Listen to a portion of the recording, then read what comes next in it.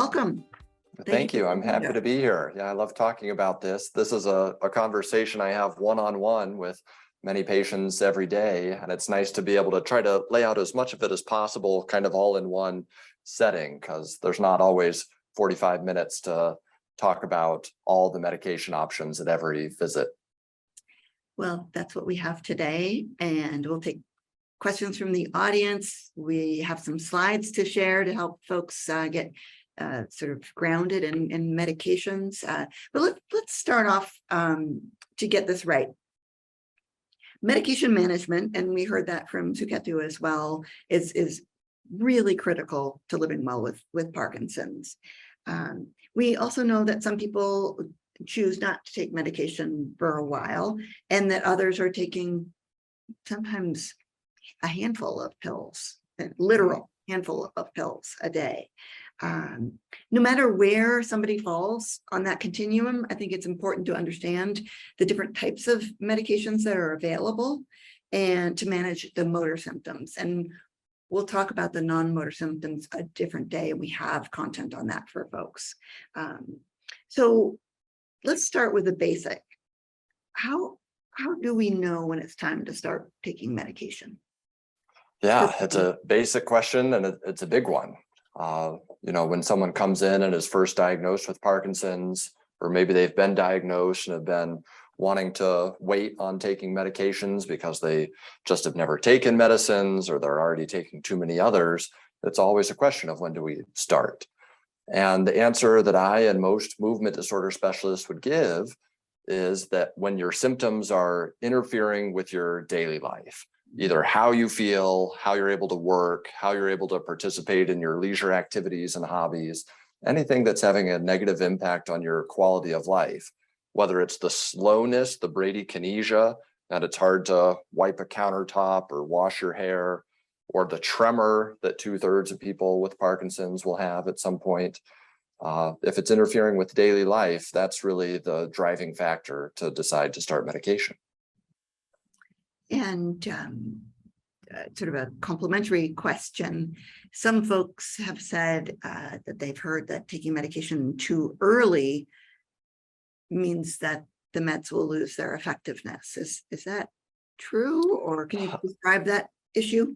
Yeah, let me speak to that. So this is, I would say, a common misperception, a common myth that's out there, that medications, quote unquote, only work for 5 years or something like this. And I think two things are true. One is that the biggest factor in how well your medicines work is how long you've had Parkinson's, how advanced your disease is. And so it's true that medicines work best. They kind of have the smallest hill to climb in the early years of the disease. But that, because we can't control how many years a person has had Parkinson's, it's not necessarily a reason to save it for a rainy day, so to speak, because suffering through untreated Parkinson's symptoms for a few years can put you behind the 8 ball in some ways, with greater difficulty engaging in an exercise regimen and things like Dr. K was discussing the importance of. The other thing that's true at the same time is that there are some medications that the more years that you're on them, the more complications can develop. And the medication-induced complications are mainly two things: motor fluctuations, where the medicine works and wears off multiple times per day, and medication-induced dyskinesias. These are, instead of the rhythmic tremor movement, more of an involuntary wiggling or fidgeting type of movement. And so people that are diagnosed at a younger age might choose one medicine versus another to try to mitigate some of that risk of medication-induced complications. But in terms of when to start medications at all, it's generally as soon as the symptoms are bothersome. And this idea that medications stop working is not the case. Medications work for a person's whole life with Parkinson's, but the regimen may get more complicated as the years go by. Got it. So how about we set the stage as well for folks about what the different types of medications that treat Parkinson's are, and a bit of a primer for folks. And because I have read the Every Victory Counts manual many times, and your contributions to that. I'm aware of maybe 7 different categories or types of medications that work with Parkinson's. Is that about right? Yep, 7 categories. So would you go through those? We've got some slides for folks to provide a visual background. Would you go through each type of medication, how it helps reduce motor symptoms? Again, today we're focusing on the motor, and what the potential side effects are. Sure. So here's the bird's eye view. These are the 7 categories of medications, and there's a follow-up slide about each of them. I think that there's a lot to take in here, obviously. I think that to simplify it, there are just a few of these medications that are used the vast majority of the time. There's also a little asterisk in the lower right-hand corner that says anything with an asterisk by it is a brand name only medication, which can sometimes create some issues around cost. But these are the categories. And so I think, should I just kind of get into each one at this point, Yep. Polly? Okay. That would be helpful. So levodopa, carbidopa, levodopa, this is the gold standard medication for the motor symptoms of Parkinson's. So the carbidopa is there just as a transporter, and the levodopa is there because it's a small enough molecule to cross from the bloodstream into the central nervous system, and it gets turned into dopamine. Low dopamine, as we know, is the main problem in Parkinson's. And so this is like putting gas in the tank. You're putting more dopamine back into the nervous system where it's needed. People ask, well, look, can we just make a dopamine pill? And that's basically what this is. Dopamine in a pill wouldn't be able to get into the brain, but levodopa can. And so the reason this is considered the gold standard is that for most people with Parkinson's, this is the medicine that has the greatest benefit for the physical motor symptoms, the tremor if you have it, as well as the stiffness and slowness. What about possible side effects? These are going to be kind of effects, negative effects that we can see potentially with any medication. Nausea and lightheadedness are near the top of the long list of possible side effects with most any Parkinson's medicine. And nausea is maybe a little bit more likely with L-Dopa than it is with some of the other medications. But these are usually manageable by either discussing the timing of the medication relative to food, maybe using a slow release formulation instead of an immediate release formulation. So the side effects are usually something that we can work around, but this is kind of the cornerstone for most people's treatment regimen for bothersome motor symptoms is levodopa. Great. So in the next, may I ask a couple of questions from the audience about this Please. specific treatment? So somebody is asking, what's the difference between CR or controlled release and ER, extended release, if I've got those right, levodopa? There is no difference. This is just a terminology confusion. Some pharmacies call it controlled release, some pharmacies call it extended release. They are one and the same. There is one other difference, which is extended release or controlled release capsules. And this is the brand name medication Rytary. But if we're talking about regular carbidopa, levodopa, we'll sometimes call the regular, usually yellow pills, immediate release, IR. And then the other pills, which come in a few different colors and are either 25/100 or 50/200 milligrams. We call those kind of interchangeably CR and ER. So the language is just a little sloppy there. And is that the same thing as slow release levodopa? That would be a third thing that you could call the same thing. Got it. So could you answer the question that somebody has about what is the benefit of slow release or ER or CR levodopa for some people? Why is that better for some people? For me, I find the main benefit to be tolerability because it kind of hits your system a little more gradually. If there is nausea or lightheadedness, those side effects are often less with the CR, ER slow release formulations. There's theoretically what it sounds like, a controlled release of the medication that maybe could prolong the amount of time that the medication works for you. if a person is having motor fluctuations and their medicine only lasts 5 hours when they're taking regular carbidopa, levodopa, theoretically, the extended release might extend that on time to 6 hours. Unfortunately, it often doesn't pan out that way because the extended release sometimes has more variable absorption, and some people find it overall less effective. And so the main place that I find myself using it is either at night, where it may kind of help a person get through to the next morning, or during the day if there are tolerability issues with immediate release. Helpful. That's helpful. Tim in the audience asks, are there issues with only taking levodopa when you need it? And he mentions that he takes it in the morning and the afternoon when he's working, but he doesn't take it at night when he doesn't need it. Yeah, this is an interesting question, and it's an area that we have more hypotheses than we do evidence. A person without Parkinson's, their brain is releasing dopamine continuously, not 2 or 3 times a day. And so the reason that most of us want our patients to take their medicine at least 3 times a day is to more closely replicate the biological pattern where the dopamine's there in a more continuous fashion. There's a theoretical concern that just taking the medicine once or twice a day might, by giving these large amounts of dopamine and then none for a while, that it could potentially shorten the time horizon to when motor complications occur. But this is something that is more kind of hypothetical and anecdotal rather than something we have a lot of evidence to guide us on. Got it. All right. Thank you for taking those questions in the middle of your. Of course. Let's jump into the next. So we've talked about carbidopa, levodopa. So the second category of medicines to talk about is the second most effective category. So these are the dopamine agonists. So these are medications that are kind of like a synthetic dopamine.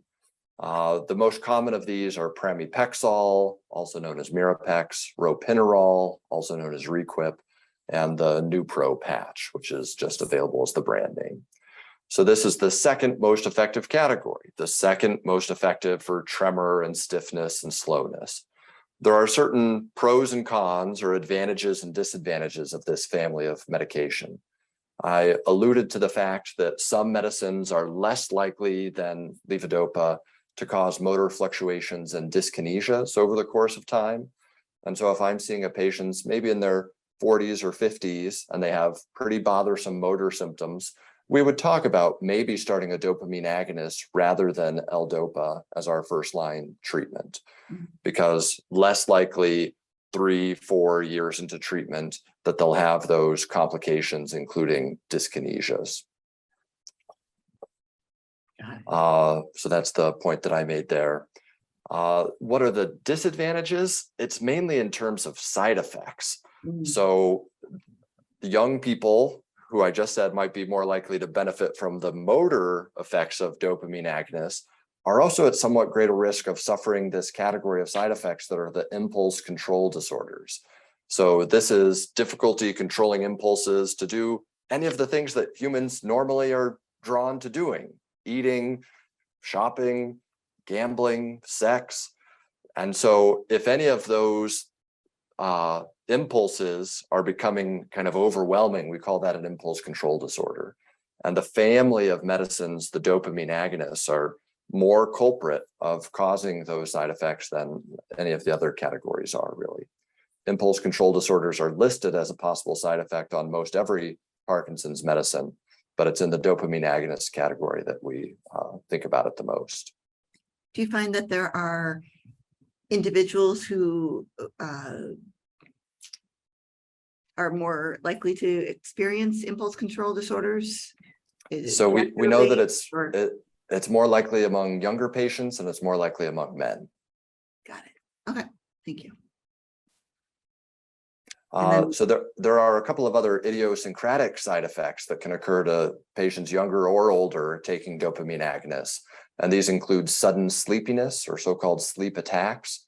Again, this is listed on most every Parkinson's medicine as a possible side effect, but it's something that's seen more frequently among the dopamine agonists. and then also sometimes edema or leg swelling. And these are things that can sometimes are more likely as you get to higher doses of the medicine, but can occur kind of unpredictably. The dopamine agonists came around about 25 years ago, and the pendulum really swung heavily towards them for a time, and a lot of neurologists were using them instead of L-Dopa. At least in my practice over the last 10 years, and in the case of, I think, a lot of movement disorder specialists, I think more and more of us are using L-Dopa, not to the total exclusion of dopamine agonists, but probably at a significantly higher frequency than the dopamine agonists because of some of these side effects that have become more apparent as the medicines have, gained decades of use. Super. All right, what's the third category? So the thing I'm mentioning third here is the family called MAO-B inhibitors. So MAO is a brain enzyme that we all have, and there's an A type and a B type. And these MAO-B inhibitors slow down and inhibit this B type of the enzyme. So the enzyme's normal job is to recycle dopamine. And so if we slow down the breakdown, if we use these MAO-B inhibitors, then your brain ends up with more dopamine. So the medicines in this family are selegiline, rasagiline, which old brand name was Azilect, and Xadago. So all of these medicines increase dopamine. This family tends to be kind of mild and tolerable. So the mildness is in terms of a mild benefit. I will sometimes estimate that if a L-Dopa regimen is 10 out of 10 effectiveness, it's the most effective medicine we have, that the MAO-B inhibitors are maybe somewhere around a 4. So the benefit for tremor, stiffness, and slowness can still occur, but it's not as robust and remarkable as it can be with L-Dopa and the dopamine agonists. Because it's mild benefit and well tolerated, it's often used alone in people that are early in their course with Parkinson's. If someone has started on something else first, L-Dopa or a dopamine agonist, an MAO-B inhibitor may be added as the second or third medicine to try to smooth out fluctuations by prolonging and improving on time that is achieved by any of the other kind of cornerstone medications that a person is using. I will mention also that there's a theoretical benefit with rasagiline. It came closer than any other medicine did to showing that maybe there's a disease modifying effect. It was not conclusive, and unfortunately, we don't have any medicine that's conclusively disease modifying, but the rasagiline kind of came close to showing that it might be. And so if it can also be of mild benefit, and most people tolerate it well, then for that possible disease modifying effect, it's something that we'll sometimes add in early for that reason. Yeah. So it has, if you look at the side effects of selegiline or rasagiline and the side effects of L-Dopa and the dopamine agonists, it's almost the exact same list. But again, it's an issue of how likely are those side effects. And with most of the MAO-B inhibitors, the side effects are pretty unlikely. So selegiline, or maybe even more so rasagiline, along with L-Dopa, those are about the only two medicines I'll use for people in their 80s, for example, because of the good tolerability. Right. The questions just come in, if we could answer this one before we move on, about dopamine agonist side effects.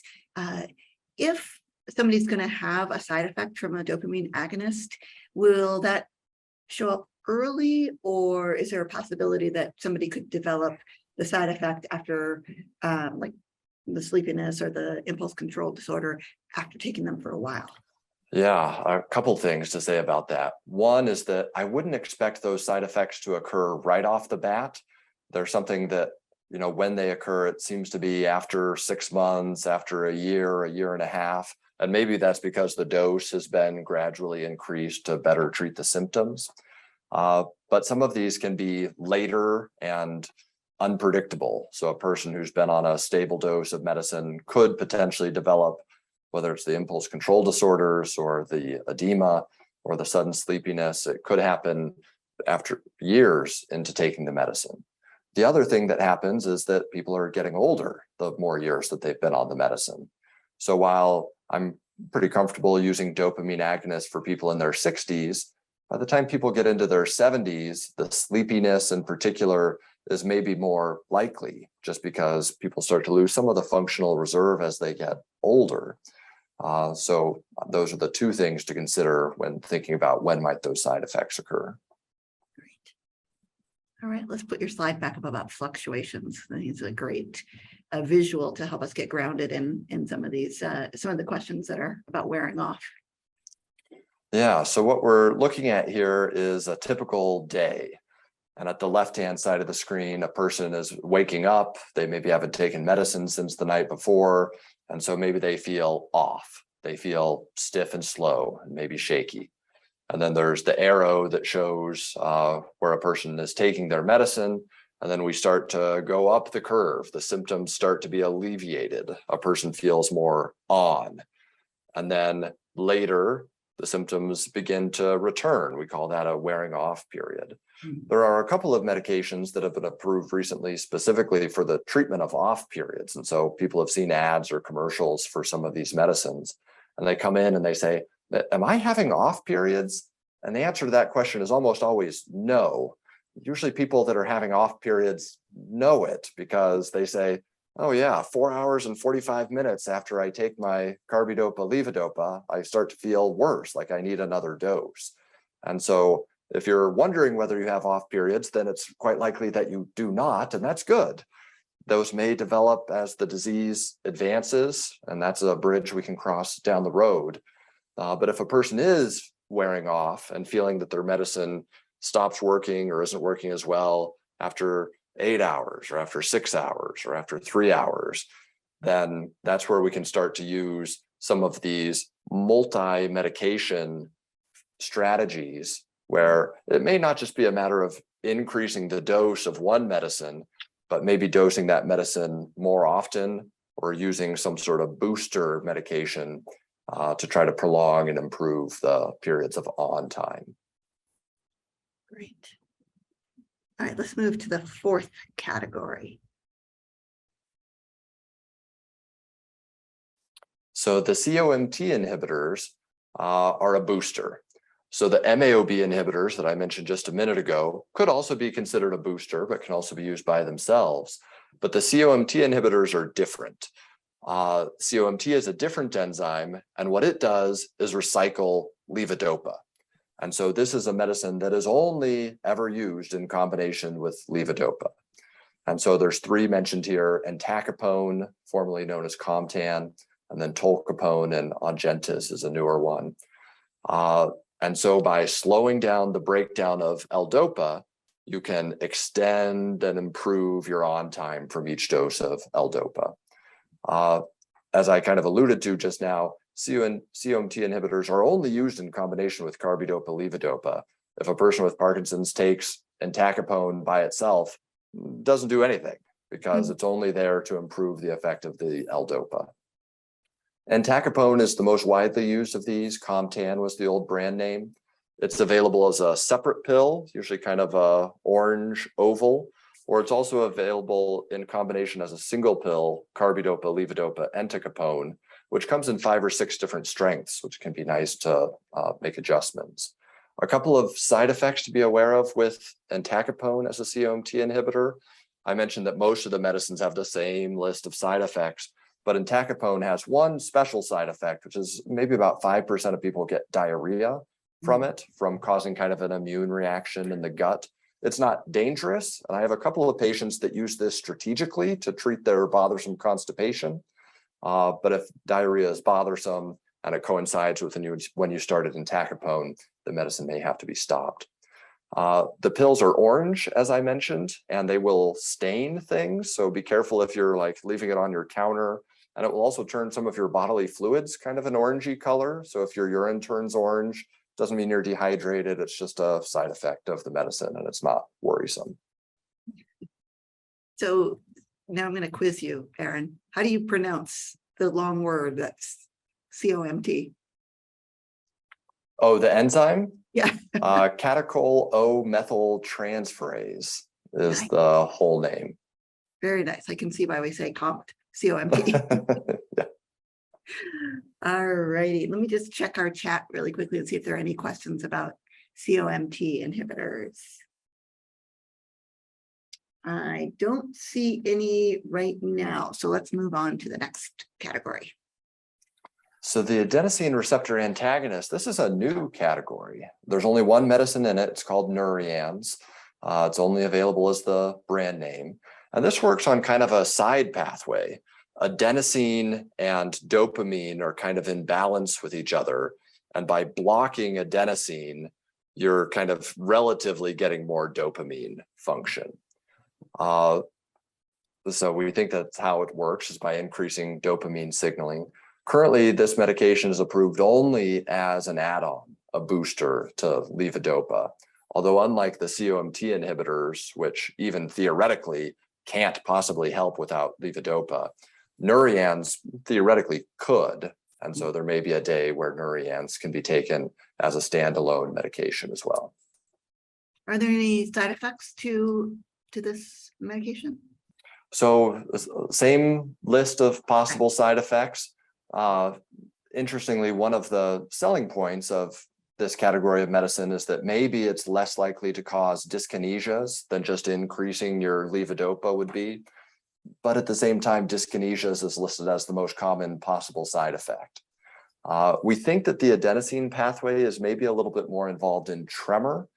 And so if someone has tried a couple of other medicines for tremor, this is something that we potentially could try to treat tremor that has remained bothersome despite some other attempts. All right. Okay, thank you. Next one. So amantadine is a special medication. It's been around for a long time. It's a fairly powerful medicine for the motor symptoms of Parkinson's. And it also has a special role to play, which is that it's the only medicine that you can take more of and get less dyskinesias. It's the only medicine we know of that's an effective therapeutic tool for dyskinesias. So that sounds well and good. Some people will start this maybe even as their first medication or add it in somewhere along the way. But kind of like I mentioned with the dopamine agonists, as people get older, some side effects become more likely. And so dry eyes, dry mouth, worsening or causing constipation or even causing hallucinations are more common with amantadine. So I find it a lot more helpful when people are in their 50s and early 60s.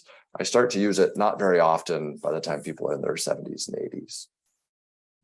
Isn't there a longer release amantadine available? So yes, I'm referring here to kind of generic amantadine. There are two brand name only formulations of amantadine that only need to be taken once a day instead of maybe twice a day like the amantadine. These are called Osmolex and GoCovery. And it's nice to not have to take medicine quite as often. That's kind of one of the advantages of those.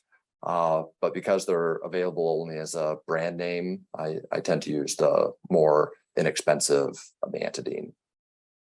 Got it. Okay. And is there one last category? The last category, the anticholinergics. So these medicines like trihexyphenidyl and benztropine only work on tremor. They don't help stiffness. They don't help slowness. But if someone has a lot of tremor and is fairly young, again, then this is a category that we might use.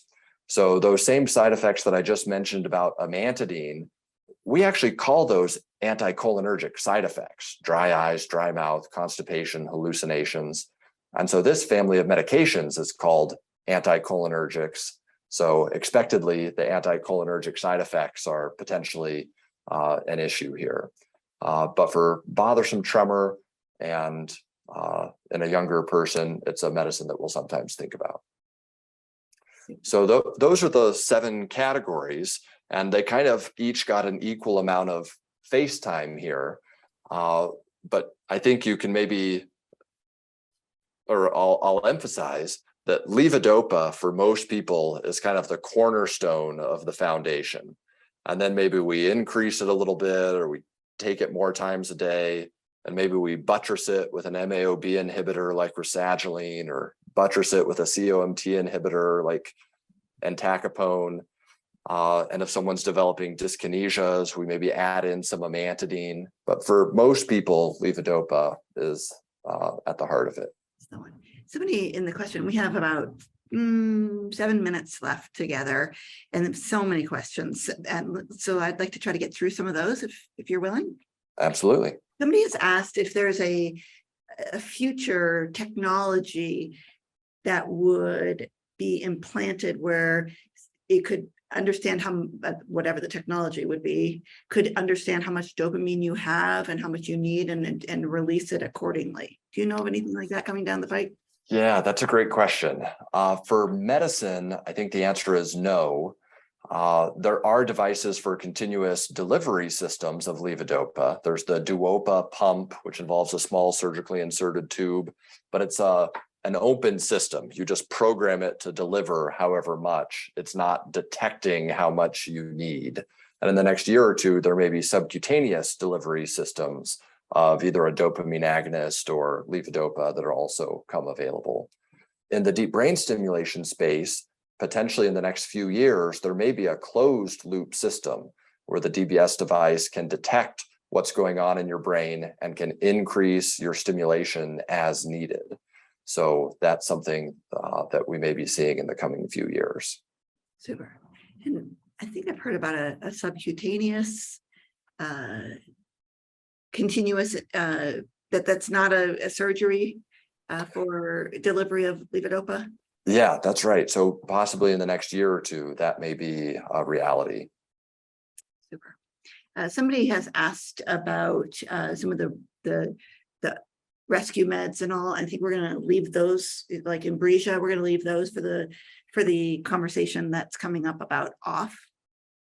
So for those of you who are hoping to hear about that, we'll come back to that.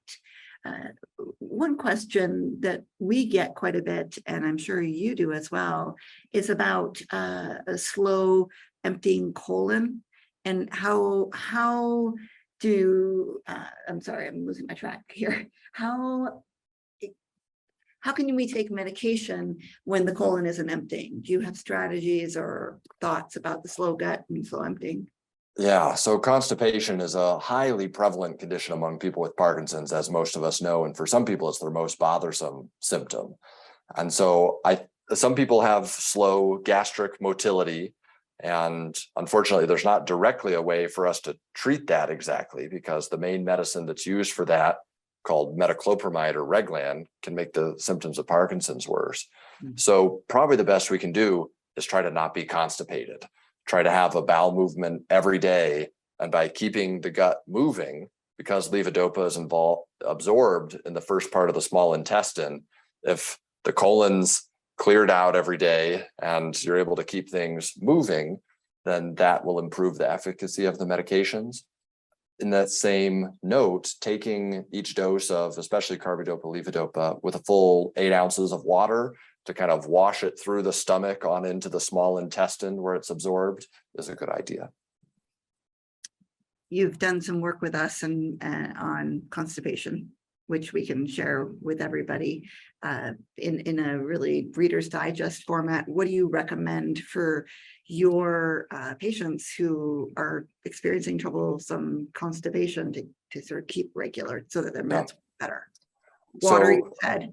Yeah, so lifestyle management is first. Plenty of fluids, exercise, dietary fiber. If we're doing all those things, then over-the-counter medications can be quite effective. If the bowel movements are hard, then docosate, also known as Colace, is a stool softener. And that's sometimes enough by itself, but usually people will need a laxative as well. And a so-called osmotic laxative like Miralax, polyethylene glycol, can be safely taken every day and can be quite helpful. So it's the mush and the push strategy with a stool softener and a laxative that some people need. That you take one thing away from this today, the mush with the push. Memorable. Memorable. Yes, we do need little memory help here. All right. So many questions. Is there a problem with taking half the prescribed dose twice as often? And I don't know what this person was referring to, which medication, but I'll probably assume levodopa. I would assume so too. So there's not a problem with it except logistics.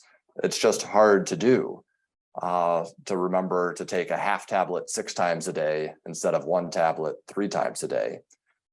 It may be a little better to fractionate it in that way, to take less more often, because it's a step closer to what our basal ganglia normally do, where they're kind of putting out the dopamine on demand continuously throughout the day. But at the same time, life is hard enough. I'm not going to try to make anybody take their medicine 6 times a day, especially right out of the gate. But if someone's having bothersome dyskinesias or motor fluctuations, then a strategy of fractionation, where you take less but more often, is something that we'll often try. I can imagine that gets complicated with eating, as you're supposed to have a fairly empty gut or empty stomach when you take your meds.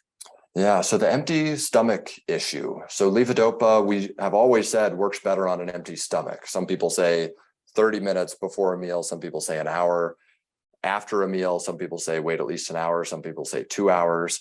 If you're taking medicine six times a day, there's not enough hours in the day. Mm-hmm. It tends to be the case that for a lot of people, the med timing separate from meals is maybe not so critical, but it's more the people that are having a lot of fluctuations where separation from meals, especially separation from protein, is important. So it does create kind of a logistical conundrum. Yeah, I can imagine.